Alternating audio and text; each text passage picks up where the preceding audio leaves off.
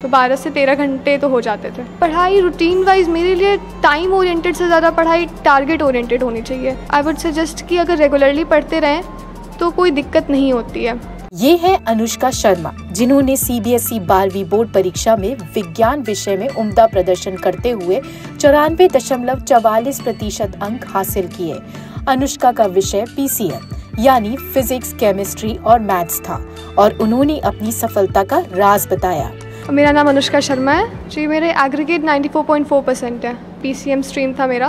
I had subjects extra like English was there, PHE and IP, so these were my extra subject. साथ में तो मैं JEE का भी प्रिपरेशन कर रही हूँ, तो मेरे लिए फिजिक्स, केमिस्ट्री और मैथ्स का प्रिपरेशन रिलेटिवली बहुत ईजी रहा। इंग्लिश के लिए तो आई वुड सजेस्ट कि अगर रेगुलरली पढ़ते रहें तो कोई दिक्कत नहीं होती है। PHE is also an easy subject. वो थोड़ी सी बायो ओरिएंटेड है, तो मैथ्स स्टूडेंट्स के लिए थोड़ी सी डिफ़िकल्टी आ जाती है, बट रेगुलर प्रैक्टिस और थोड़ी बहुत रीडिंग से उसे आराम से कोप अप किया जा सकता है। अनुष्का के अनुसार पढ़ाई हमेशा टाइम नहीं बल्कि टारगेट ओरिएंटेड होनी चाहिए। उन्होंने बताया कि एक दिन में 100 प्रश्नों को लक्ष्य होता है और जब तक यह लक्ष्य पूरा नहीं होता उनका पढ़ाई का समय खत्म नहीं होता। अनुष्का का कहना है कि एनसीईआरटी की पुस्तकें उनके लिए बहुत उपयोगी रही और उन्होंने परीक्षा से पहले प्रतिदिन 12 से 13 घंटे सेल्फ स्टडी की।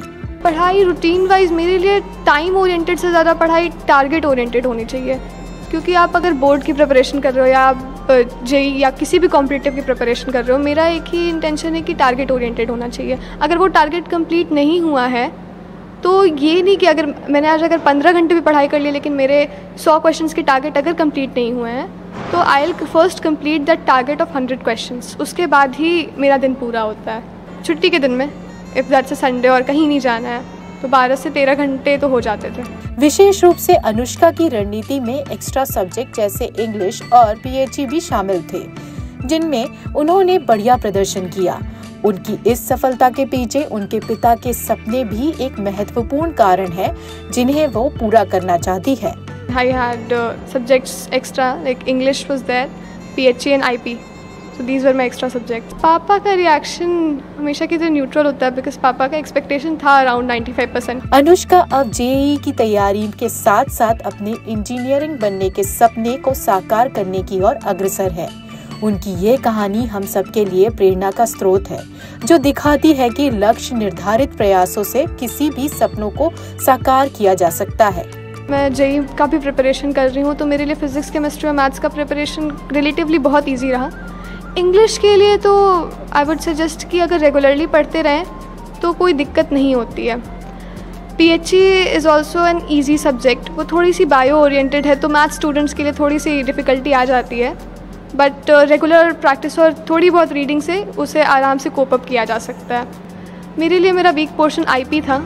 अनुष्का शर्मा की ये सफलता की कहानी उन सभी के लिए प्रेरणास्पद है जो अपने लक्ष्य को पाने के लिए दृढ़ संकल्पित हैं। यदि आप भी अपने सपनों को सच करने के लिए जी तोड़ मेहनत कर रहे हैं तो अनुष्का शर्मा की यह यात्रा आपके लिए एक रोशनी की मीनार हो सकती है। लोकल 18 के लिए पटना से उद्धव की रिपोर्ट।